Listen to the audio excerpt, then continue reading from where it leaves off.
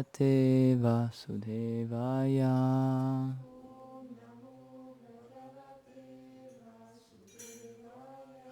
Om Namo Bhagavate Vasudevaya.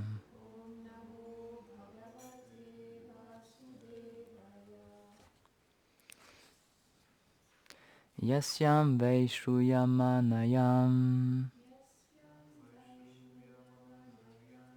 Krishne Parama Purushe Bhaktir Utpadyate Pumsham Soka Moha Bhaya Paham. Traduction. Quiconque écoute avec une pure attention, à travers les lèvres des saints dévots, ce Srimad Bhagavatam qui traite des divins divertissements du Seigneur Krishna, obtient la pure dévotion pour lui, qui dissipe toutes les souffrances, les illusions et la peur. Commentaire. Srila Vishwanath Chakravarti Thakur explique que ce verset montre que le Bhagavatam donne l'amour de Dieu, Prema. Simplement en l'entendant, Prema survient. Que dire alors de l'effet supérieur qu'il produit si quelqu'un engage les autres à l'écouter? Que dire du résultat encore plus élevé qu'il donne si quelqu'un l'énonce ou encore s'il engage les autres à en parler? Le mot bhakti dans ce verset se réfère donc à l'amour de Dieu obtenu par l'écoute du message du Bhagavatam, ce que confirme le verset 1.1.12. Ishvara Sadhyo Ridi Havaryudyate Trakritibi. Le Seigneur suprême devient immédiatement capturé dans le cœur des dévots accomplis en entendant le Bhagavatam, même par ceux qui ont soudainement développé un désir de l'entendre. Le Seigneur n'est capturé dans le cœur que par l'apparition de l'amour de Dieu, qui est le résultat de la pratique du service de dévotion, qui consiste principalement à écouter et à chanter ses gloires. Bien que le dévot ne sollicite pas la libération du cycle des morts et des renaissances, on doit comprendre par ces vérités qu'ils l'obtiennent néanmoins. Om Gyanati Mirandasya Gyananjala Shalakaya Chakshurunmilitam Yena Tasmai Shri Gurave Namaha Shri Chaitanya Manobishtam Stapitam Yena Bhutale Svayam Rupam Kadamayam Dadati Svapadam Tikam. E Krishna Karuna Sindhu Dinabandhu Jagatpate Gopesha Gopika Kanta Radha Kanta Namostute Tapta Kanchana Gorangi Radhe Vrindavaneshvari Vrishabhanu Sute Devi Pranamami Hari Priye. Jaya Shri Krishna Chaitanya Prabhu Nityananda Shri Advaita Gadadhar Shivasadi Gaura Bhakta Vrinda.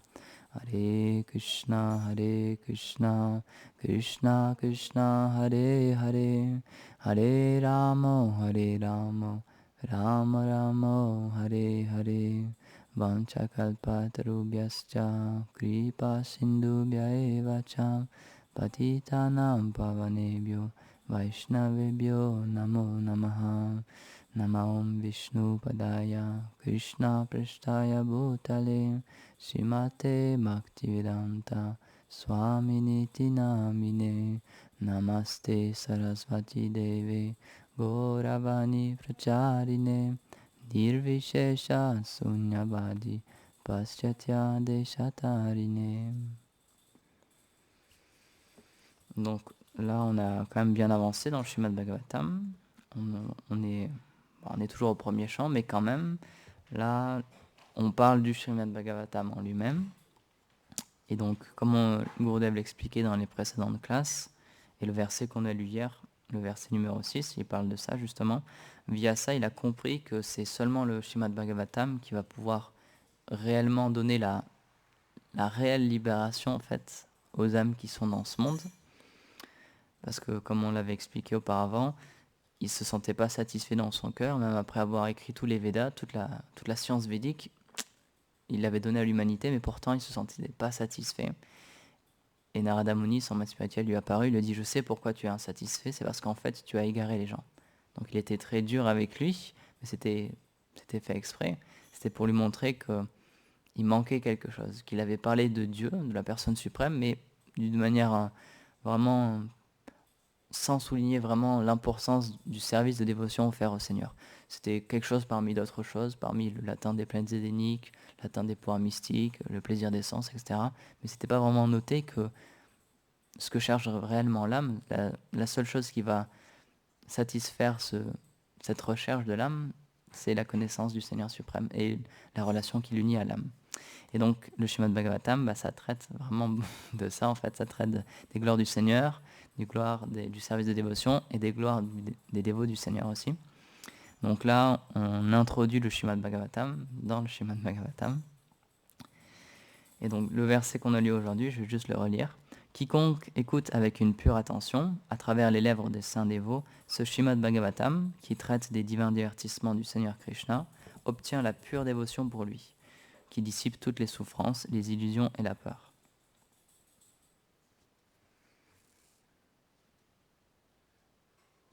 Et dans le commentaire, c'est intéressant, à la fin du commentaire, c'est expliqué, le Seigneur n'est capturé dans le cœur que par l'apparition de l'amour de Dieu, qui est le résultat de la pratique du service de dévotion, qui consiste principalement à écouter et à chanter ses gloires. Donc, en tant que sadhaka, en tant qu'aspirant spiritualiste, ce qu'on espère un jour, le but vers lequel on tend, c'est, ce qui est expliqué dans ce commentaire, c'est capturer le Seigneur dans notre cœur. Et donc pour ça, il y a plusieurs méthodes qui nous sont données, et comme c'est expliqué, la plus efficace, et ça tombe bien parce que c'est celle qui est la plus facile à faire dans cet âge de Kali, dans la situation, dans l'époque dans laquelle on est, c'est d'écouter les gloires du Seigneur et de chanter ses gloires, chanter ses noms. Donc tous les matins, après le Mongol Arti, on lit un verset que le Seigneur Chaitanya a énoncé, le Shikshashtakam, et le Seigneur Chaitanya, il est vraiment venu pour donner ce Prema Sankirtan, pour montrer l'exemple parfait de comment chanter les noms de Dieu, comment chanter ses gloires et comment atteindre la réalisation spirituelle simplement à travers ce processus-là. Donc c'est pour ça qu'on est extrêmement fortuné. C'est expliqué que dans l'âge de Kali, le Seigneur vient de façon récurrente, mais on est dans un Kali Yuga spécial parce que c'est Vrajendranandan Krishna qui est venu en tant que le fils de Sachi Mata, en tant que Chaitanya Mahaprabhu. Il y a dans un chant Vaishnav qu'on chante, cette phrase-là est expliquée. Et c'est très spécial parce que dans les autres âges, Maharaj en avait parlé il y a quelque temps, il y a aussi le Seigneur Chaitanya qui apparaît, entre guillemets, il y a aussi ce Gora Lila divertissement qui apparaît. L'Aitasaki, c'est la mauvaise lumière. C'est la mauvaise lumière. Donc dans les autres âges de Kali aussi, il y a aussi ce Seigneur Mahaprabhu qui apparaît, aussi les divertissements qui apparaissent. Il donne aussi le saint nom, il explique il explique aux êtres humains en fait en ce moment comment chanter le saint nom, mais ce que ce saint nom va donner, c'est pas la même destination.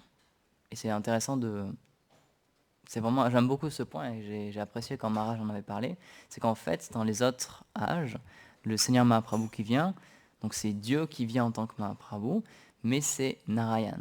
Donc c'est le Seigneur Narayan à Vaikunta, et donc tout ce qu'il peut donner, c'est Vaikunta Luka, mais plutôt du côté de Narayan en fait. Donc c'est Dieu la personne suprême, mais dans son aspect d'opulence. C'est Dieu en tant que Dieu. Et donc ce qui est une chose déjà très appréciable, mais pour nous spécialement, on a la grande fortune d'être entré en contact avec cette mouvance Gaudiya Vaishnava, et ce qu'elle peut donner, et spécialement le mouvement de Mahaprabhu, ce qu'il peut donner, c'est quelque chose d'encore plus rare, qui est encore plus difficilement atteint par les yogis. C'est Dieu, mais dans son aspect d'intimité. C'est Dieu quand il enlève son costard cravate et qu'il enlève cet aspect de divinité en fait, et il devient juste l'objet d'amour de ses dévots. Il y a Rasamani qui me partageait une classe que Soudam lui avait partagée, c'est Amendra Prabhu, c'est quelqu'un qui donne beaucoup de classes, il aime beaucoup les divertissements aussi, il connaît énormément la philosophie, il connaît très bien l'histoire de Srila Prabhupada, et souvent il partage des divertissements qu'il a lus aussi. Et donc dans ce divertissement, c'est Avraj, c'est un divertissement entre Mère Yashoda et Krishna. Alors, comment ça commence? J'ai pas envie de vous dire des bêtises. Donc si je me rappelle bien, c'est Maya Yashoda en fait qui chastise Krishna, qui le reprend Krishna. Elle lui dit Krishna, il faut que tu lises les Védas, il faut que tu arrêtes de faire n'importe quoi, il faut que tu lises les Védas. Elle dit, c'est expliqué que pour atteindre la perfection dans cette vie humaine et pour atteindre le bonheur parfait, il faut suivre ce qui est donné dans les Védas. Donc il a dit arrête de faire n'importe quoi, arrête de voler du beurre, arrête de manger du beurre à pleine main comme ça, faut que tu te calmes un petit peu, il faut que tu lises les Védas, il faut que tu te cultives un petit peu. Et donc Krishna il réfléchit un petit peu, et donc il dit et qu'est-ce que ça va m'apporter de lire les Védas? Et donc là Mère Yashoda lui répond tu vas pouvoir connaître Bhagavan. Et donc là, il dit, mais c'est qui Bhagavan? Il dit, c'est Dieu la personne suprême. Donc il réfléchit encore un petit peu. Il dit, mais qu'est-ce que ça va m'apporter de connaître cette personne-là? Et donc elle lui dit, si on suit les Védas et qu'on connaît Bhagavan, cette personne suprême, et qu'on l'adore en tant que Dieu, on va pouvoir obtenir mukti, la libération. Et donc là, Krishna il réfléchit encore un petit peu, il dit, ok, la libération, d'accord. Il dit, mais qu'est-ce que ça fait quand on est libéré? Qu'est-ce que ça donne, quoi? Et donc elle dit, mais ça donne le plus grand bonheur qu'on peut imaginer. Et donc il dit, ça donne le plus grand bonheur qu'on peut imaginer. Et donc là, il reprend son pot de beurre et il dit, bah ça pour moi c'est les Védas, ça me donne le plus grand bonheur que je peux imaginer. Et il recommence à manger, comme ça. Donc c'est juste un tout petit divertissement comme ça, mais c'est pour montrer que cet aspect-là de Dieu, où il oublie complètement sa divinité, ou simplement il échange avec amour des sentiments avec ses dévots, c'est bien au-delà de tout ça, c'est même au-delà de simplement l'aspect révérencieux qu'on peut avoir envers Dieu. Gurudev il prend très souvent cet exemple, qui est vraiment très parlant, je le cite souvent, c'est l'exemple d'un président de la République. Oui, certes, en tant que personne, il a son titre de président de la République, donc il a un rôle à jouer en tant que président de la République. Et quand on le voit en tant que président, il est habillé d'une certaine manière, même lui-même, il change sa manière de parler, de se comporter, de se tenir, de, de respecter les gens qui sont autour de lui. Il a des différentes relations avec ses collègues, etc. Mais il a aussi son chez lui, puisque c'est une personne, il a sa fonction de président de la République, mais il a aussi sa famille, ses enfants, sa femme, des personnes qu'il aime, ses cousins, etc., ses amis. Et quand il les retrouve dans cet aspect plus intime, donc en dehors de l'étiquette du président de la République, là encore, il agit différemment, il leur parle différemment. On peut imaginer que, par exemple, peut-être son enfant, il lui dit, bah maintenant, papa, je veux monter sur tes épaules et on va faire le cheval, et tu vas m'amener un peu partout dans la pièce. Et il peut pas dire non, puisque c'est son enfant, et donc par amour, il va accepter cette chose-là. Mais en tant que président de la République, jamais il accepterait une telle chose, ce serait pas possible. Et on voit que cet exemple-là, il est aussi repris dans nos écritures. C'est un livre que affectionne beaucoup Govindaswami. Donc c'est le Brihad Bhagavatamrita, et donc c'est l'histoire de Gopakumar. Et donc Gopakumar, c'est un divertissement très spécial qui a été mis en place et écrit pour qu'on puisse le lire et pour qu'on puisse le comprendre. Et donc en fait, Gopakumar, il passe par absolument toutes les sphères d'existence qu'on peut imaginer. Il voyage dans tous les univers matériels, spirituels, dans toutes les couches possibles et imaginables, pour qu'on ait un aperçu en fait de tout ce qui existe. Et à chaque fois, il n'est pas satisfait par ce qu'il trouve, même si c'est les planètes édéniques, même si c'est le Brahman impersonnel. À chaque fois, il est jamais vraiment satisfait, parce que ce qu'il cherche, en fait, ce qui l'attire dans son cœur, c'est Krishna dans sa forme de petit pâtre. Et c'est ça, en fait, qu'il veut rencontrer. Et c'est ça qui lui donne le plus grand bonheur dans sa vie. Et donc, partout il le cherche, Madan Gopal, partout il le cherche, mais il le trouve nulle part. Et donc, il n'y a rien qui le satisfait. Et donc, à un moment, il passe, une fois, il passe dans beaucoup de sphères, et donc il va même à Vaikunta et il rencontre le Seigneur Narayan. Et donc là, comme on l'expliquait, c'est Dieu dans son aspect de Dieu suprême. Donc il y a toute une cour, il y a des personnes qui lui offrent leurs hommages, il y a beaucoup de révérences, c'est très opulent, l'endroit où il réside. Mais puisque, comme c'est expliqué dans la Bhagavad Gita, ses yeux étaient couverts en fait par l'amour qu'il a pour le Seigneur, partout où il posait ses yeux, c'était Madan Gopal qu'il voyait, c'était sa déité adorable, c'était son Seigneur adorable qu'il voyait. Et donc même s'il avait Narayan, le Seigneur suprême en face de lui, et que tout le monde autour de lui le voyait comme Narayan, comme le grand Narayan, lui, en fait, il ne pouvait pas voir ça, et il voyait juste Gopal, en fait. Il voyait juste la personne qu'il aimait. De la même manière, c'est quelque chose qu'on peut expérimenter dans ce monde quand on est amoureux, surtout au début où c'est très très très puissant. partout où on pose notre regard, on voit la personne aimée. Il y a tout qui nous fait penser à cette personne-là, en fait. Donc là, de la même manière, il ne voyait pas le Seigneur Narayan, donc avec son opulence, mais il voyait sa déité adorable, il voyait Madame Gopal. Et donc ce qu'il a voulu faire, c'est qu'il a voulu courir vers Narayan pour l'embrasser. Mais c'est quelque chose qui ne se fait pas du tout là-bas, puisque c'est Narayan, donc la personne suprême, donc il faut avoir une déférence envers lui, etc.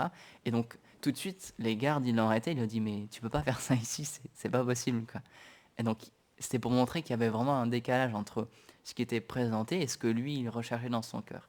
Et donc, comme on l'expliquait, dans d'autres Kali Yuga, c'est ce Narayan, en fait, qui vient en tant que Chaitanya Mahaprabhu. Donc, tout ce qu'il peut donner, ce qui est déjà très élevé, c'est cette demeure de Vaikuntha avec une adoration envers Narayan comme le Seigneur suprême. Mais nous, la particularité qu'on a, la grande chance qu'on a, c'est que dans ce Kali Yuga, c'est Vrajendranandan Krishna, Krishna de Vrindavan, de Vraj, qui est venu sous cette forme de Mahaprabhu, en tant que Mahaprabhu, pour donner un accès à sa demeure intime. Et donc c'est intéressant de s'en rappeler aussi de temps en temps, parce qu'encore une fois, même si le Seigneur Chaitanya apparaît souvent dans les Kali Yuga, ce qu'on peut avoir dans ce Kali Yuga, c'est très particulier. Donc c'est pour ça que les Acharyas expliquent que même les demi-dieux, ils espèrent et ils désirent reprendre naissance dans ce mouvement de Sankirtan actuel, dans ce Kali Yuga, où Chaitanya Mahaprabhu, où ce Chaitanya Mahaprabhu est apparu, pour pouvoir obtenir quelque chose que c'est expliqué que même les Védas personnifiés n'ont pas pu atteindre. Cette position à Vrindavan, c'est pas tout le monde qui peut l'atteindre. Il y a une histoire qu'on raconte souvent aussi, c'est l'histoire de Lakshmi, donc la compagne, la déesse de la fortune, la compagne du Seigneur suprême, et donc, mais aussi encore une fois du côté de l'opulence avec Narayan. Donc c'est expliqué qu'encore en ce moment, Lakshmi Devi, elle fait des austérités pour pouvoir avoir une place à Goloka Vrindavan. Mais c'est expliqué qu'elle ne peut pas l'obtenir, cette place. Donc les Vaishnavas, ils expliquent ça comme ça, que donc elle faisait des austérités et elle méditait sur les divertissements de Krishna Vrindavan parce qu'elle en avait entendu parler, Krishna avec les gopis, avec les pâtres, etc. Donc elle voulait voir cet aspect de Dieu en fait, cet aspect de son Seigneur adorable. Et donc à ce moment-là, on lui a dit en fait, très bien, si tu veux venir à Vrindavan, il va falloir que tu changes un peu ta manière d'agir. Il va falloir que tu sois habillé très simplement, juste comme une vachère, comme une villageoise. Il va falloir que tu fasses des petits pains avec de la bouse de vache. Il va falloir que tu travailles tous les jours. Il va falloir que tu cuisines, etc. Il va falloir que tu fasses plein de tâches ménagères comme ça. Parce que c'est une vie très simple à Vrindavan. C'est vraiment une vie dans un merveilleux village, certes, mais c'est une vie très très simple en fait, que Krishna y partage avec ses amis, avec ses bien-aimés. Et donc, quand elle a entendu ça, elle a dit, mais non, moi je suis Lakshmi Devi, la déesse de la fortune, tout le monde me glorifie et je ne peux pas me rabaisser à faire ça, je ne vais pas mettre ma main dans la terre, etc., je ne vais pas confectionner des blocs de bouse de vache, etc. Elle dit, non, non, c'est pas pour moi ça. Et donc, à cause de ça, en fait, elle ne peut pas obtenir cette place-là à Goloka Vrindavan.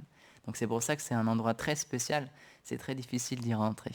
Mais on a la grande fortune d'avoir le Srimad Bhagavatam qui s'est manifesté, et surtout d'avoir des acharyas qui ont une vision de ce monde transcendantal, qui ont déjà une place dans ce monde transcendantal, pour qu'ils puissent nous l'expliquer.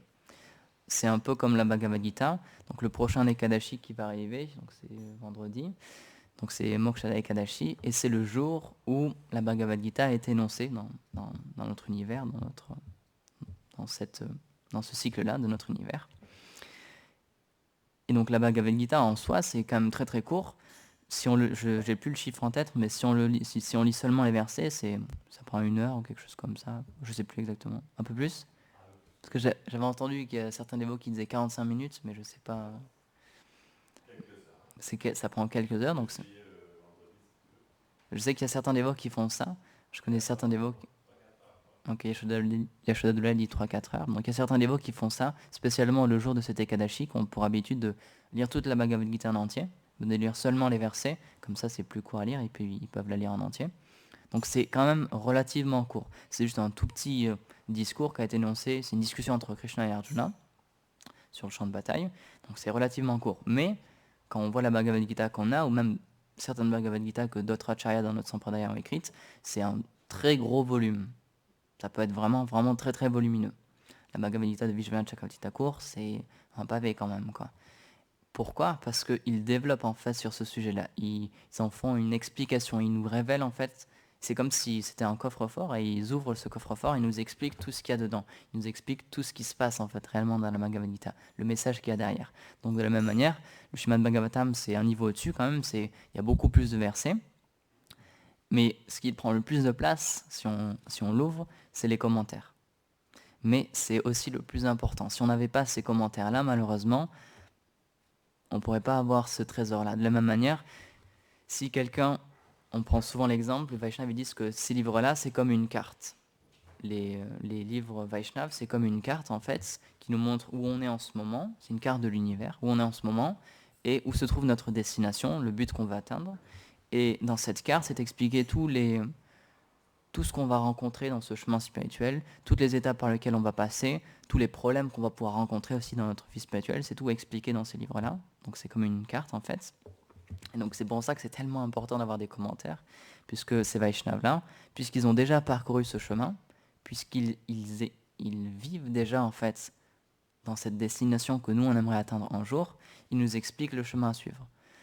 C'est un exemple que je prends souvent, mais puisqu'ils ont déjà marché ce chemin-là, puisqu'ils l'ont déjà parcouru, ils peuvent nous l'expliquer pleinement, puisqu'ils l'ont déjà vécu. Ils peuvent nous dire, bah, là tu rencontreras telle chose, là attention, il ne faut pas que tu ailles dans ce chemin-là, il faut plutôt que tu prennes celui-là, là il va se passer telle chose et telle chose, pour aller ici, il faut que tu fasses ça, ça et ça, parce qu'eux l'ont déjà réalisé, ils le vivent déjà dans leur vie. Et donc c'est pour ça, comme c'est expliqué donc, dans le verset, quiconque écoute avec une pure attention, à travers les lèvres des saints dévots, ce Srimad Bhagavatam. Donc c'est pour ça que c'est important d'écouter le Bhagavatam de la bouche de personnes qui ont réalisé le Srimad Bhagavatam, qui ont déjà compris son essence, et même plus que ça, qui ont réalisé son essence et qui le vivent pleinement dans leur vie. Et à cause de cette association, tout simplement par cette association, ce que eux, ils ont dans leur cœur, ça va pouvoir venir dans notre cœur, et petit à petit, en continuant d'être en association avec eux et avec les livres, cette graine qu'ils nous ont donnée dans notre cœur, ça va pouvoir germer. Et c'était très beau ce que Gurudev partageait, quand il expliquait que quand une âme conditionnée, quand un jiva comme nous rend ses hommages à un pur dévot, à un dévot du Seigneur, alors c'est juste une question de temps en fait. Parce que Radharani, elle voit ça, et elle voit que une âme conditionnée a offert ses hommages, ses respects à une personne qui lui est extrêmement chère, à un pur dévot de Krishna. Et donc quand elle voit ça, Srimati Radharani, elle s'est dit, oh, cette personne-là a fait cet effort-là, il a rendu ses hommages à quelqu'un qui m'est très cher. Et donc il dit, c'est juste une question de temps, mais maintenant je vais le ramener. C'est tellement beau, c'est vraiment, vraiment tellement beau. Et c'est pour ça que la miséricorde des Vaishnavas, c'est tellement important. Si on avait encore une fois tous ces livres-là, mais sans leurs commentaires, ce serait vraiment impossible. Et c'est pour ça que Gurudev le répète souvent aussi, il ne faut pas croire qu'on est seul dans notre chemin de la dévotion. Tous les Vaishnavas qui ont écrit des commentaires, donc dans notre cas, Srila Vishwanath Chakravarti Thakur, Srila Prabhupada, etc., ils sont présents. Même s'ils ont quitté visuellement cette plateforme, la plateforme de ce monde de façon visuelle, on ne peut plus les voir, ils sont toujours vivants, ils sont toujours présents dans leurs livres. Srila Bhaktivinoda Thakur, il y a un poème qui est connu aussi de lui, où il explique, cette chose-là aussi, il explique, une personne raisonne d'une mauvaise manière s'il pense que les Vaishnavas meurent, puisqu'ils vivent à jamais dans leurs livres, en fait, à travers leurs écritures. Et c'est aussi pour ça qu'il ne faut pas oublier qu'on est dans une voie spirituelle, donc c'est-à-dire mystique aussi. Et donc oui, on peut avoir une rencontre, on peut avoir un contact, et on peut avoir des instructions, on peut avoir une guidance interne de la part des personnes qui ont écrit ces livres-là, de la part de ces Vaishnavas, puisque ce sont des Vaishnavas, encore une fois, ils sont présents en ce moment avec Krishna, ils sont dans la demeure de Krishna, mais ils peuvent interférer dans notre vie spirituelle. Donc spécialement les jours d'apparition et de disparition, on a l'habitude de dire que spécialement ces jours-là, donc le jour d'apparition, de disparition de grands saints, c'est le jour où on peut vraiment méditer, avoir une prière personnelle pour telle ou telle personne, duquel on fête l'apparition et la disparition.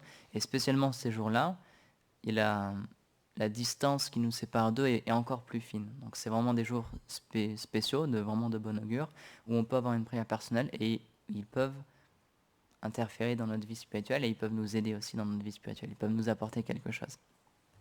Donc c'est pour ça que, certes, dans le Bhagavatam, on parle des gloires du Seigneur, mais aussi on parle beaucoup des gloires des dévots du Seigneur. Donc c'est pour ça une grande majorité du Bhagavatam, les histoires qu'on trouve dans le Bhagavatam, parce que comme dans les Védas, c'est raconté sous forme d'histoire pour que ce soit plus agréable, pour que ce soit plus facile à comprendre et pour que ce soit plus facilement mémorisable aussi. Il y a beaucoup d'histoires, donc il y a beaucoup de rois. Donc là, on parle de Yudhishthira par exemple. Il y a beaucoup de différents rois qui vivent différentes aventures, différentes histoires avec un sens spirituel et avec le Seigneur Krishna qui est présent dans ces histoires aussi.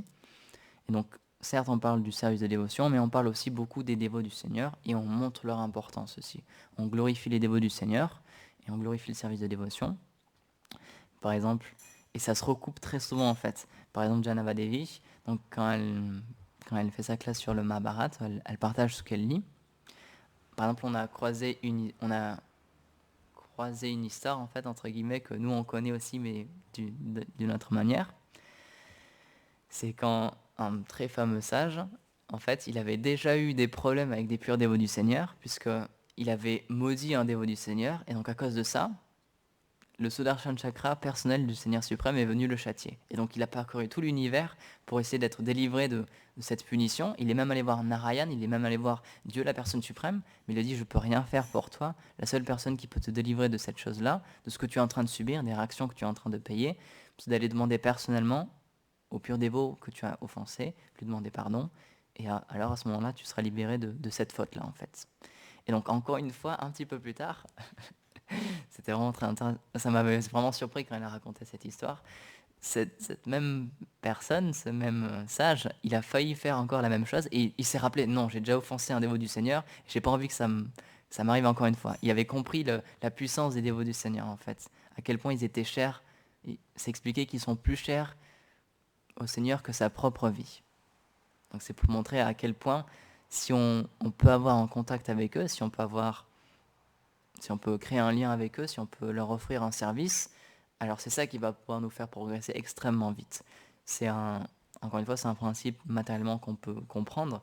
Si vous voulez être apprécié de quelqu'un, si vous voulez si vous voulez être bien vu d'une personne, une manière très simple de faire cette chose-là, c'est de voir qu'est-ce que cette personne aime dans sa vie et de le toucher à travers cette chose-là. Par exemple, pour satisfaire un père ou une mère, une manière très très simple, c'est de s'occuper de son enfant. Et cette personne-là, naturellement, puisqu'elle a une grande affection pour son enfant, si elle voit qu'une personne fait attention et donne de l'affection à son propre enfant, pour lequel elle a elle-même de l'affection, très naturellement, elle va se sentir endettée, elle va être très généreuse avec cette personne-là. Donc de la même manière, puisque le Seigneur explique que les Vaishnavas vivent dans son cœur, que son cœur en fait c'est les Vaishnavas qui l'ont volé. Si on sert les Vaishnavas et à leur tour on leur donne notre propre cœur et on essaie de faire qu'ils interfèrent en fait pour nous envers le Seigneur suprême. C'est expliqué que Dieu, il représente la justice. Et c'est pour ça qu'on a besoin de quelqu'un en fait pour interférer. Donc c'est pour ça que quand on lit les chants des Vaishnavas, par exemple chez le Bhaktivinoda Thakur, Narottam Das Thakur, etc., jamais à aucun moment, dans aucun de leurs chants, on pourra lire qu'ils se sentent qualifiés. Jamais ils vont dire je suis un grand Vaishnava, je suis une grande personne, j'ai beaucoup de qualités. Jamais, jamais, jamais, jamais. Au contraire, ils se sentent vraiment déchus, ils se sentent vraiment inqualifiés. Et donc c'est pour ça qu'ils mendient la miséricorde d'autres Vaishnavas. Et c'est un exemple que tous nos acharyas, tous les grands saints dans notre filiation spirituelle nous ont montré. Il faut demander de l'aide à des personnes que l'on considère plus qualifiées que nous, à des personnes qui ont déjà atteint ce que nous, on désire atteindre. Et donc, c'est un exemple que j'aime beaucoup reprendre, parce que même si ces personnes-là, on pouvait le voir, n'importe qui peut le voir, c'était des personnes extrêmement qualifiées. Par exemple, Srila Bhaktivinoda Thakur, à un moment, il était même président du temple de Jagannath Puri. Donc déjà de son temps, il était reconnu comme un grand Vaishnava, comme une grande personne, comme une grande personnalité. Mais pourtant, lui, dans ses écrits et dans ses chants et dans ce qu'il donnait à voir, en fait, il montrait vraiment qu'il avait beaucoup d'humilité et qu'il se sentait vraiment pas qualifié. Jamais dans notre histoire, on a vu un Vaishnava qui se disait « je suis qualifié », parce que c'est pas notre philosophie, c'est pas notre manière d'agir. Au contraire, nous, ce qu'on veut faire, c'est recevoir la miséricorde. On veut recevoir de l'aide. On comprend que on est dans une mauvaise situation, comme l'expliquait Gourdev, à un moment donné, on a fait un mauvais choix, on a voulu venir dans ce monde, et donc, pour être repêché, pour être sorti de cette prison, on demande de l'aide à quelqu'un qui est en dehors de la prison. Il y a un sannyas, un disciple de Srila Prabhupada qui donne cet exemple. Il dit, en fait, donc guna, donc les 3 modes de la nature matérielle, la vertu, la passion et l'ignorance. Guna en sanskrit, ça signifie aussi corde. Donc en fait, quand on est dans ce monde matériel, c'est comme si on était lié, pieds et poings liés par 3 cordes. Et donc c'est techniquement impossible de se défaire. Si on est attaché par une corde, bon c'est un peu compliqué, mais en trichant un peu, on peut peut-être arriver à se défaire. Par 2 cordes, ça va être difficile, mais quand on est lié, pieds et poings liés par 3 cordes, c'est absolument impossible de s'en défaire. On est vraiment ligoté, on peut absolument rien faire. Et donc il explique, c'est stupide de penser que quelqu'un qui est lui-même lié par d'autres cordes et qui est dans la même prison que nous, qui est dans la même cellule que nous, il faut être fou pour penser que cette personne peut nous sortir de là, puisqu'elle-même elle est emprisonnée, puisqu'elle-même elle est dans la même prison que nous, elle est dans la même pièce que nous, dans la même cellule. Donc c'est juste un tricheur, ça nous dit mais si tu me suis, si tu m'écoutes, tu vas voir, on va s'en sortir. Puisqu'elle est dans la même situation que vous, elle est aussi pieds et poings liés, elle peut rien faire. Donc c'est juste des belles paroles qu'elle nous donne, mais ça marchera jamais. La seule solution, et qui est logique, c'est de demander l'aide de quelqu'un qui est déjà en dehors de la prison. Soit quelqu'un qui en est sorti, soit quelqu'un qui n'y a jamais été en fait. Quelqu'un qui n'est jamais tombé dans ce piège-là et qui a toujours été en dehors de la prison. Et alors là, cette personne-là, elle peut interférer, elle peut parler aux gardes, elle peut parler au directeur de la prison, elle peut expliquer notre situation, et à travers elle, en fait, on peut sortir de la prison. Dans notre monde, ça marche de la même manière. Hein. Si quelqu'un se fait emprisonner pour X raisons, et qu'il faut juste payer une caution, donc c'est quelqu'un de l'extérieur qui doit payer une caution pour que cette personne-là puisse sortir. Il y a, dans l'histoire du mouvement de Sankirtan, c'est arrivé à certains dévots, certains disciples de Srila Prabhupada d'ailleurs, ils racontent ça, où ils ont été emprisonnés. Et donc là, c'est Indrayana Swami qui raconte cette histoire-là, complètement rocambolesque, encore une fois, je crois que c'était en Italie. Et sauf qu'en Italie, à cette époque-là, c'était vraiment, vraiment, vraiment interdit de faire Sankirtan. On n'avait pas le droit de sortir dans la rue, de chanter les noms de Krishna, etc. C'était vraiment interdit. Donc ils se sont fait avoir, en fait, donc l'équipe de Sankirtan, ils se sont fait emporter en prison, et par la providence, en fait, donc les policiers sont arrivés sur la scène, ils ont embarqué tout le monde, et ils ont embarqué aussi quelqu'un qui avait rien à voir avec eux. C'était juste quelqu'un qui était en train de passer dans la rue, en fait, et qui se trouvait à côté d'eux au même moment. Il l'a embarqué aussi. Donc il a dit non mais arrêtez, je suis pas avec eux, relâchez-moi. Ils n'ont rien voulu savoir, ils les ont mis en prison. Donc ça a duré un certain moment quand même, je crois que c'était 1 semaine ou 2, enfin, quand même plutôt longtemps quoi. Et en fait, il se trouvait que la personne qu'ils avaient aussi embarqué, c'était le fils d'une personne importante de la région. Et donc son père, il a vu que son fils rentrait pas, donc il s'est posé des questions quand même un jour. Et il a entendu, il a compris en fait que pour une raison ou pour une autre, son fils avait été embarqué par la police et qu'il était en prison. Et donc, il a voulu faire libérer son fils. Sauf que, entre-temps, puisque les dévots et cette personne-là, ils avaient passé du temps ensemble en prison, parce qu'ils étaient dans les mêmes cellules en fait, ils avaient partagé avec lui la philosophie, il lui avait parlé du service de dévotion, du Seigneur suprême, etc., des Védas, etc. Et il avait apprécié cette chose-là en fait. Il avait trouvé que ça lui apportait quelque chose en fait. Et donc, quand les gardes sont venus le voir pour lui dire ben voilà, ton père a payé la caution, tu peux sortir maintenant, il a dit je sortirai pas tant que vous libérez pas tout le monde aussi. Donc en fait ils ont été obligés de relâcher tout le monde. Donc Indra Swami raconte cette histoire-là. Donc on peut voir que même matériellement, tous ces concepts-là, c'est des choses qu'on peut comprendre. Bhaktivinoda Thakur, il explique ça aussi. Il dit que souvent les Vaishnavas, même si ce n'est pas des exemples qu'on peut parfaitement coller, ils prennent quand même la base d'exemples matériels qu'on peut comprendre dans notre vie de tous les jours, en fait, qu'on a déjà vu ou qu'on a déjà vécu, pour nous parler de sujets spirituels. Donc de la même manière, comme l'expliquait Gurudev hier, ce monde, les Védas expliquent, c'est comme une prison en fait. Les Vaishnavas, ils comparent ça à une prison. Donc on est pieds et poings liés par les cordes de l'attachement matériel, par les 3 gunas, les 3 cordes matérielles. Donc, le problème, c'est qu'on ne peut pas s'en sortir tout seul. Et donc, comme dans cette histoire, la seule manière dont on va pouvoir s'en sortir, c'est une aide extérieure.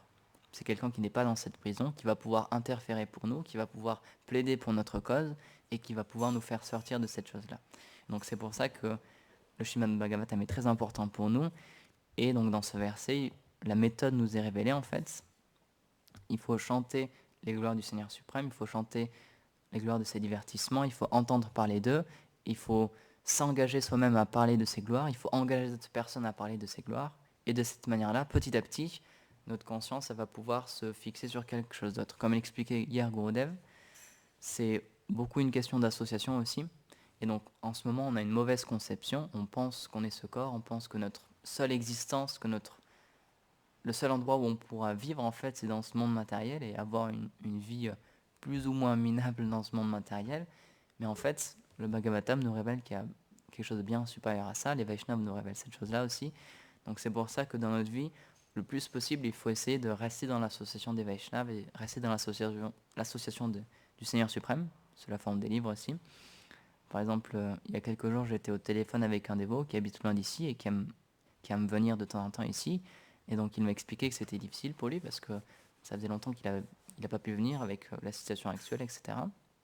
Et en ce moment, il a déménagé, donc il est encore plus loin des dévots. Avant, il était un peu plus proche des dévots, maintenant il est assez loin. Mais il nous donnait des coups de fil, il nous envoie des messages, il lit tous les jours, et donc il explique que c'est avec ça qu'il se garde connecté en fait. C'est en lisant ses livres, en étant dans l'association du Seigneur et dans l'association des dévots, pas physiquement, parce que dans sa situation, c'est pas possible matériellement, c'est pas possible physiquement, mais à travers les livres, à travers l'écoute des classes, à travers le chant du Saint-Nom aussi, toutes ces choses-là, on peut rester quand même connecté. Donc c'est pour ça qu'il faut se donner les moyens pour y arriver. Quand on était au Canada, Gurudev il avait partagé un point intéressant. Donc on visitait différentes prisons avec l'association pour discuter avec des gens donc, qui ont eu un passé plus ou moins violent et que pour une raison ou une autre, ils se sont retrouvés en prison. Et donc il discutait lui de son propre passé, comment il avait pu se sortir de la haine qui l'emprisonnait en fait, de ce qu'il avait dans son cœur, etc.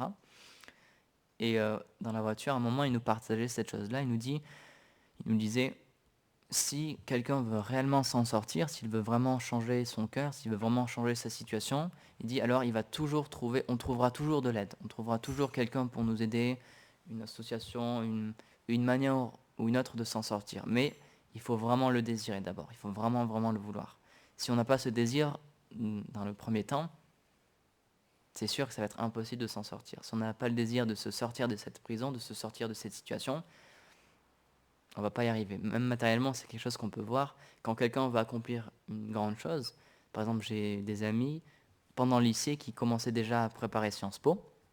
Elle avait commencé aussi un petit peu la prépa Sciences Po. Et donc rien que la prépa Sciences Po, c'est énorme. Le travail qui est demandé, c'est vraiment énorme. Donc en plus de nos études de lycéen, donc dans notre temps libre, on avait souscrit à une école en ligne, et donc il faut préparer un concours.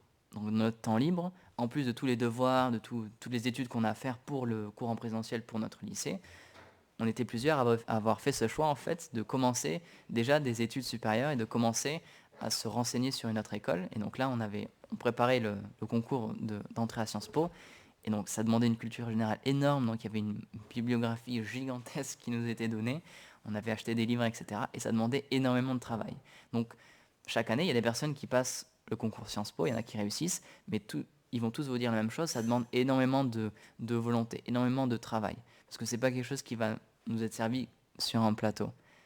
Le principe d'un concours, c'est ça en fait, c'est qu'il faut vraiment énormément donner de son temps, de son énergie pour pouvoir obtenir ce qu'on veut. Et c'est à ça aussi que les personnes dans cette école, ils voient la qualité de ces personnes. Ils voient, avant d'arriver déjà à ce concours et avant de passer ce concours, il a fait ce choix-là, on a vu en fait, il a montré beaucoup de détermination, il a montré beaucoup d'efforts. Et donc c'est aussi un critère de sélection. On voit que toutes ces personnes-là, elles avaient déjà un désir profond, donc dans ce cas-là, de rentrer dans cette école. Donc de la même manière, dans la vie spirituelle, comme le disait Gurudev, il dit, je comprends, c'est difficile, mais il ne faut jamais se décourager. Il faut toujours se donner les moyens. Et si il y a un adage qu'on dit aussi, c'est aide-toi et le ciel t'aidera. Et ça, c'est quelque chose qui est vrai, qu'on peut vraiment réaliser. Si on se donne le temps d'étudier tous ces livres-là, si on désire être sincère dans notre service de dévotion, dans notre cultivation de cette voie spirituelle, alors l'aide viendra. Puisque Dieu, c'est pas un mur, c'est pas quelqu'un d'insensible. Comme on l'expliquait, c'est quelqu'un qui a des sentiments. Et quand quelqu'un lui offre son cœur et lui offre quelque chose avec amour, il se sent vraiment attiré par cette personne-là, puisqu'il a un cœur, il a des sentiments, il entend cette chose-là. Alors petit à petit, en fait, il va venir dans notre vie, il va s'installer. Plus on lui donne de place dans notre vie, plus il va s'y installer. Et plus on demande son aide, sincèrement, comme l'expliquait Gurudev, plus on demande sincèrement son aide, alors plus, lui aussi, de la même manière, sincèrement, il va manifester sa présence et son aide dans sa vie de tous les jours. Donc voilà, je vais finir sur ce point-là. Donc dans le Bhagavatam, c'est expliqué vraiment ce qu'il y a de plus simple et de plus efficace, de plus puissant, c'est d'écouter les gloires du Seigneur, de parler des gloires du Seigneur, d'engager d'autres personnes à parler des gloires du Seigneur aussi. Et c'est cette chose-là, petit à petit, qui va nous reconnecter, en fait. Notre âme, en fait, elle va s'éveiller. Et on va comprendre, comme Gopa Kumar, que tout le reste, tout ce qu'on peut atteindre, même à travers les Védas, comme l'histoire avec Krishna et Maria Yashoda, il avait compris que la libération, c'était pas vraiment important pour lui. Il y a bien plus que ça. Donc, dans notre cas aussi, c'est ça. Il ne faut pas se faire... il y a j'ai plus le mot en sanskrit, mais c'est ce qu'on appelle le langage fleuri des Védas. Il ne faut pas se faire avoir par le langage fleuri des Védas. Oui, on peut atteindre beaucoup de choses à travers les Védas.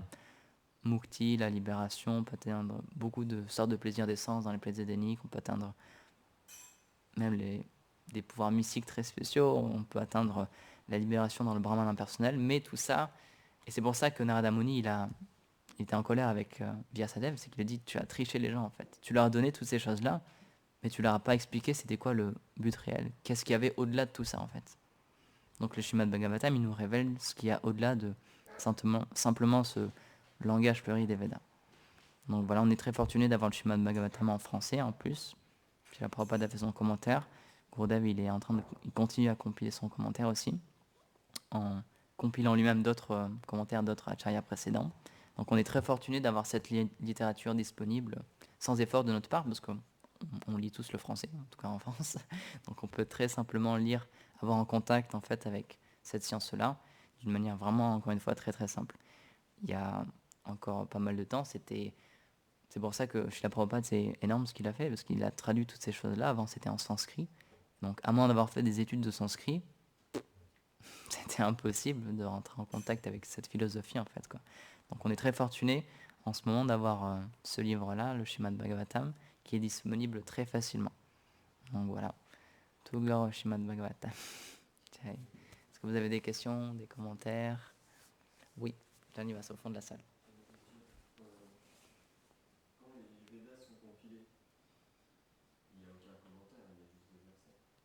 Il y a des commentaires, des commentaires, des commentaires, des commentaires, parce que c'est expliqué. Donc la question, c'est quand les Védas ont été compilés, c'était juste les Védas sous forme de versets. Bah, c'est expliqué que le Bhagavatam, c'est le commentaire des Védas, en fait, si je ne m'abuse. C'est ça, en fait. Donc c'est pour ça, justement, c'était parce que Narada Muni, il a dit, tu as un peu égaré les gens, parce que oui, si on lit les Védas tels quels, et c'est ça le danger, en fait.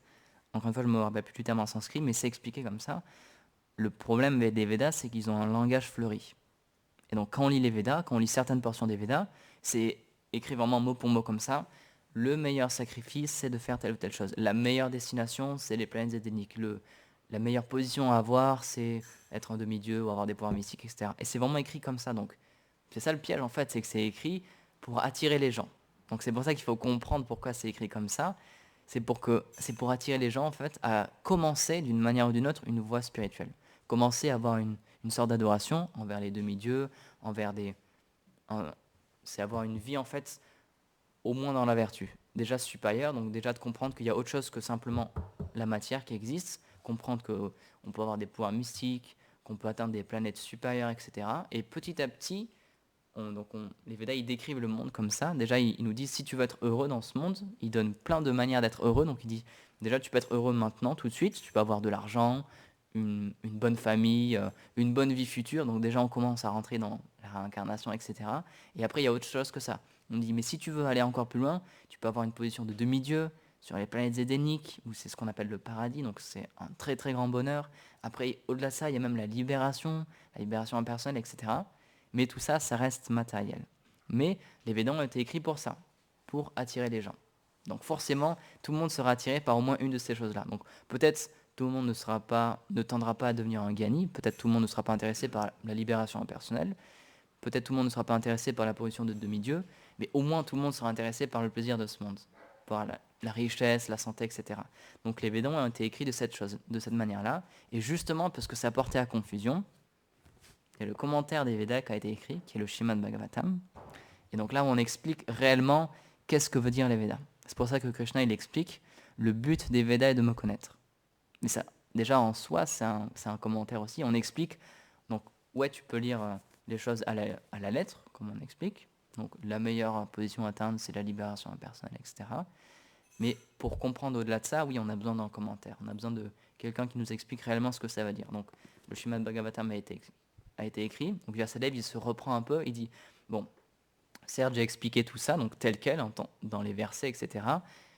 Mais ce qu'il faut comprendre, c'est que, etc., etc. Il y a aussi le service de dévotion qui est en fait supérieur à toutes ces choses-là, etc.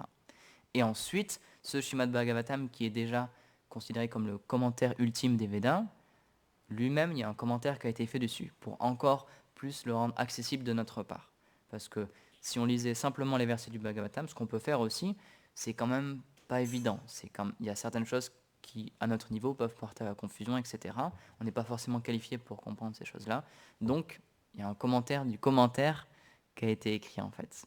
Mais donc oui, le danger des Védas, c'est que tel quel, si on les lit tel quel, il y a des personnes qui étudient les Védas tel quel aussi, c'est difficile de comprendre ce qui est caché en fait derrière les Védas. On peut faire cette chose-là aussi, et donc c'est pour ça qu'il y a certaines écoles, et quand on lit les versets, c'est vrai, on peut croire que la meilleure chose à atteindre, les pouvoirs mystiques, ou alors certaines formes de yoga, ou alors le paradis, etc. Donc, c'est écrit tel quel dans les Védas, mais on a besoin d'un commentaire. Vyasadeva, même si il était mis en pouvoir pour ça, Narada Muni, il a dit, pourquoi tu n'es pas satisfait? Parce que tu les as écrits d'une telle manière que tu as égaré les gens, en fait. Donc il l'a repris, et cette chose-là, ça a fait qu'il a fait un commentaire, en fait, des Védas. Donc pour notre bienfait, en fait, comme c'est expliqué, pour le bienfait de l'humanité, il a donné un commentaire des Védas pour qu'on puisse pas être égaré, en fait, quoi. Donc les Védas sont toujours valides, mais le commentaire, il faut lire le commentaire aussi des Védas. Parce que si on lit que les Védas, c'est comme si on utilise une machine, mais sans le mode d'emploi. Donc on va pouvoir faire plein de choses avec, hein, mais peut-être qu'on ne va pas l'utiliser pour la chose à laquelle il a été destiné, en fait. Donc c'est pour ça que le mode d'emploi nous a été donné, quoi. Donc, voilà, est-ce que ça répond à ta question?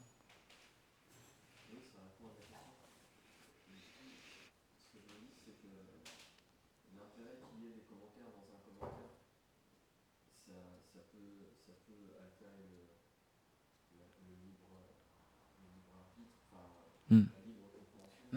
Ouais, je veux. Donc, Janiva s'y refait un point. Donc, le fait de faire des commentaires de commentaires, et ce qui est un point valide, c'est qu'on va on peut perdre en fait, à force de faire des commentaires de commentaires, on peut perdre le sens original qui a été donné en fait, le sens original du texte en fait, quoi. Et donc oui, matériellement, c'est vrai que c'est une chose qu'on voit assez souvent. Il y a des commentaires de livres qui ont été donnés, et en fait, petit à petit, on perd l'essence. Et donc, ce qui préserve l'essence du Srimad Bhagavatam, c'est que les personnes qui font des commentaires, c'est pas n'importe qui. C'est justement des personnes qui ont réalisé ces choses-là, qui, non, dans le cas de notre Sampradaya, ce sont des associés éternels du Seigneur suprême, qui continuent son service, en fait, et qui font eux-mêmes des commentaires. Srila Vishwanath Chakravarti Thakur, il a sa place éternelle dans le monde spirituel, c'est un associé du Seigneur, et donc c'est pour ça qu'ils ont le droit de faire des commentaires. Et c'est pour ça que n'importe qui n'a pas le droit de faire des commentaires du Srimad Bhagavatam, ou même des autres écrits, que ce soit de la Bhagavad Gita, etc.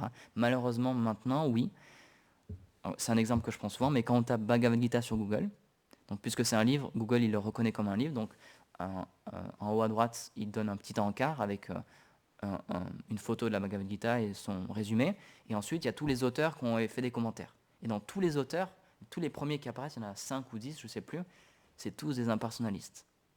Alors que la Bhagavad Gita, c'est un écrit personnaliste, puisque c'est Dieu lui-même qui parle et qui explique comment effectuer son service de dévotion. Donc oui, malheureusement, de nos jours, il y a beaucoup de personnes non qualifiées qui font des commentaires. Mais, et donc c'est une question aussi que les Vaishnavas posent, et ils expliquent, on peut se demander pourquoi, si un commentaire a été écrit par une personne qualifiée, donc en l'occurrence par exemple Srila Vishwanath Chakravarti Thakur, pourquoi nous, en tant que Gaudiya Vaishnava, on devrait refaire des commentaires? S'il y a des commentaires de la Bhagavad Gita qui ont déjà été faits, Srila Vishwanath aussi, là, il a encore écrit un commentaire, pourquoi Bhaktivinoda Thakur, pourquoi Srila Prabhupada, pourquoi d'autres acharyas même de nos jours, écrivent encore des commentaires?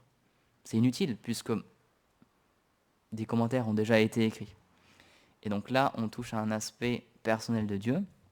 C'est un exemple que personnellement j'aime beaucoup. Dieu, en fait, s'est expliqué qu'on a tous une vision, on a tous une relation éternelle, personnelle et unique avec Dieu.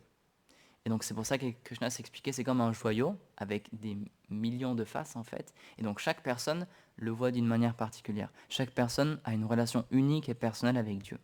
Et Donc c'est pour ça que toutes ces personnes qui ont écrit des commentaires authentiques sur la Bhagavad Gita, ce sont des personnes qui ont réalisé pleinement leur identité spirituelle et leur relation avec Dieu.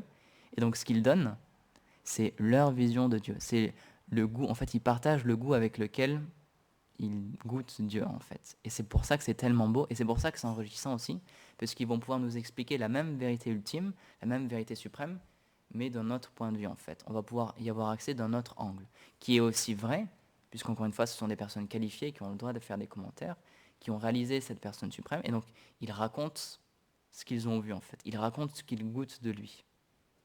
Donc, par exemple, Srila Bhakti Shakshidhar Goswami Maharaj, il a aussi écrit un commentaire de la Bhagavad Gita, mais il l'a fait d'une manière un peu spéciale, en fait. C'est qu'il a incorporé son commentaire dans les versets. Donc, il y a des versets, et donc il y a des petits commentaires, mais ils sont très petits, en fait, comparé à ce que nous, on peut avoir dans la Gita de Prabhupada, etc. Lui, ce qu'il a fait, en fait, c'est qu'il l'a mixé dans les versets eux-mêmes. Et donc, c'est pour ça, c'est très, très beau à lire. Parce que c'est encore une fois, c'est quelqu'un qui parle de son objet d'amour. C'est quelqu'un qui parle de la personne qu'il aime profondément. Et donc, il va nous donner une vision qui peut-être va plus ou moins nous satisfaire, qui va peut-être plus ou moins nous aider. Et c'est aussi en ça qu'on a beaucoup de Vaishnavas et qu'on a beaucoup de maîtres spirituels. Gurudev, il reprend souvent cette expression. C'est pour ça qu'on a une terre de gourous, parce que tous peuvent nous donner quelque chose qui, en fait, va plus ou moins nous attirer en fait vers Krishna. C'est pour ça qu'il y a beaucoup de maîtres spirituels, parce qu'on peut venir à Dieu de beaucoup de manières différentes. Et c'est pour donner un choix, en fait, c'est pour donner une diversité, c'est pour donner une liberté d'approche complète, en fait, envers Krishna.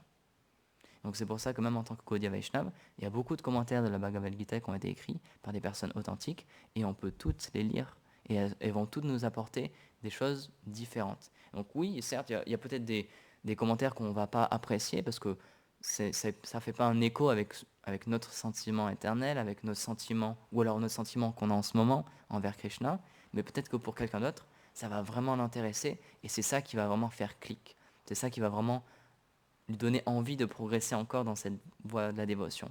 Et donc c'est pour ça que c'est un peu intéressant ce que tu dis, mais ce qu'il faut vraiment comprendre, c'est que au niveau de la transcendance, il y a la diversité. Encore une fois, ce qu'on cherche à atteindre, c'est des sentiments envers Dieu. On ne cherche pas à atteindre la paix. Donc la paix, c'est tout est pareil. C'est blanc comme la neige. Il n'y a aucune différence. Ça, c'est le brahman impersonnel. Oui, là c'est sûr, là, c'est un. Il n'y a pas de différence, il n'y a pas de diversité. Mais à Vrindavan, donc de la demeure personnelle de Dieu, donc Dieu en tant que... Quand il oublie lui-même qu'il est Dieu, là oui, et c'est en ça que ça peut paraître perturbant, c'est qu'il y a beaucoup de diversité. Il y a beaucoup de sentiments qui sont même contradictoires. C'est pour ça que même on peut voir dans ce monde, et ça, Soudain me partageait une classe qu'il avait écoutée à ce sujet-là, même dans le Sampradaya, il y a certaines grandes âmes, même des âmes libérées, qui se querellent entre elles. Donc on pourrait trouver ça complètement étrange, mais pourtant il faut comprendre que c'est un niveau spirituel en fait. Il y a un dévot qui prenait cet exemple, c'est comme une équipe de foot. Imaginez, il y a deux camps qui se forment, deux équipes de foot qui se forment, et donc elles commencent à faire un match, et donc les personnes dans chaque camp, ils vont donner vraiment leur meilleur, ils vont vraiment se donner à fond pour vaincre l'autre équipe, pour vaincre l'autre team. Mais ça ne veut pas dire qu'ils ont de l'animosité les uns envers les autres. Mais pourtant, dans ce match-là, il n'y a pas d'amis. Pourtant, dans ce match-là, c'est mon équipe qui doit gagner à fond. Et je veux pas que l'autre y gagne. C'est vraiment mon match et on va gagner. Mais en dehors du match, dans les vestiaires, ensuite, c'est des amis et ils sortent ensemble et ils mangent ensemble, etc. C'est des amis. Donc, mais pourtant, extérieurement, ouais, il y a des querelles, il y a des choses, il y a des combats, etc.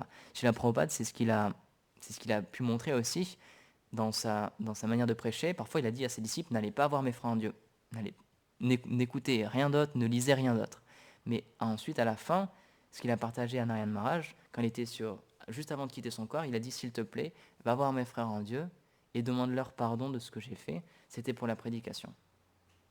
Et c'est ce qu'eux aussi ont fait. Et c'est pour ça qu'il faut vraiment comprendre ce point-là, que oui, au niveau de la transcendance, il y a de la diversité, il y a des sentiments, il y a des rivalités même. Donc, dans ces commentaires-là aussi, certains, ils vont dire, la chose la plus importante, c'est Manjari Bhav. Tout ce qu'il y a, c'est le service à Radharani en tant qu'une gopi. Tout le reste, c'est inférieur. Et il y a d'autres qui vont défendre un autre point de vue. Non, le plus haut, c'est le Sakyaras. etc., etc. Donc oui, ça peut porter à confusion tous ces points-là, qu'il peut y avoir des querelles, il peut y avoir des diversités, il peut y avoir de la surenchère, il peut y avoir de commentaires, de commentaires, de commentaires. Mais il faut comprendre que oui, matériellement, ces choses-là sont négatives, c'est vrai. Si c'était juste sur un plan matériel, c'est des choses qui sont répréhensibles, mais puisque il faut comprendre leur origine en fait au niveau de la transcendance, et donc ces choses-là sont nécessaires. Donc pourquoi il y a des commentaires, de commentaires, de commentaires? C'est pour que le plus de monde possible soit touché en fait par ces écrits-là, par ces commentaires. Par exemple, Bhaktivinoda Thakur, je vais finir sur ce point-là, Bhaktivinoda Thakur, ce qu'il a commencé, c'était une grande révolution aussi, c'est qu'il a fait un commentaire, il a commencé à écrire en anglais. Alors qu'avant, ça n'existait pas. Si tu voulais lire la Bhagavad Gita, il fallait parler bengali, il fallait parler hindi ou sanskrit. Point barre, c'était fini. Donc dans ce cas-là, ouais, c'est ultra restrictif, personne ne peut lire ça, quoi. Mais puisqu'il y a des commentaires, et encore d'autres commentaires, et encore d'autres commentaires, dans toutes les langues possibles, de toutes les manières possibles, en fait, des commentaires authentiques, alors beaucoup de monde sera touché par ces choses-là, en fait. C'est pour augmenter la possibilité, en fait, que des personnes soient touchées par ces choses-là. C'est juste une question de... C'est être éclectique, en fait. C'est vraiment dans ce but-là que ces commentaires sont faits. C'est pas pour dire mon commentaire il est meilleur et tous les autres, il faut les balancer. Et justement, le vrai commentaire de la Bhagavad Gita, c'est celui-là et les autres, ils sont faux. C'est pas pour corriger les commentaires, c'est vraiment pour rajouter un point de vue. C'est pour donner une vision différente, personnelle aussi, mais donner une vision personnelle de Dieu, en fait. Un petit peu différente, quoi. Et donc, ça continuera d'exister.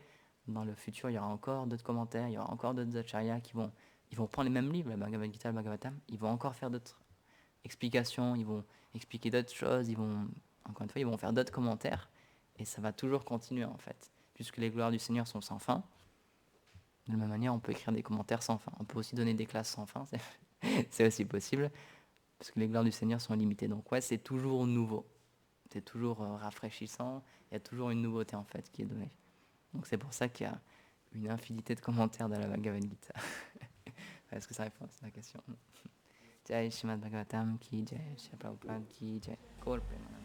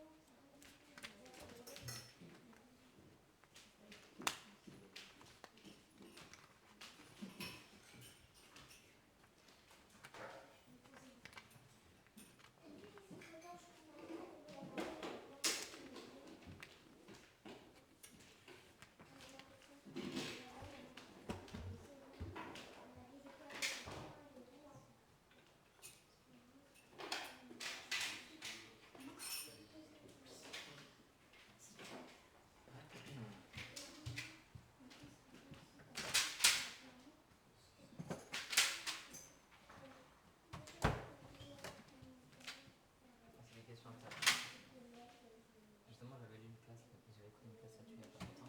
Pourquoi, même bon, c'est à un autre niveau, un niveau plus bas, mais pourquoi en tant que Vaishnava, il y a toujours des nouveaux commentaires? Pourquoi on ne peut pas se satisfaire des commentaires que tout le monde respecte? Celui de Vijwanath par exemple. Donc, tous les autres commentaires ont été écrits à partir de celui-là, de Maxi Siddhanta, Bhaktivinoda Thakur, etc. Et pourquoi on ne peut pas prendre juste celui-là? Ça devrait être suffisant. Et si tu lis les commentaires de Vijwanath, elle est sur internet, si tu veux. Et sur le site de l'Iskon d'Adelartri, elle est. Même Morev, il est dit. Tellement ésotérique, quoi. Oui, c'est hermétique. Franchement, c'est hermétique. C'est hermétique.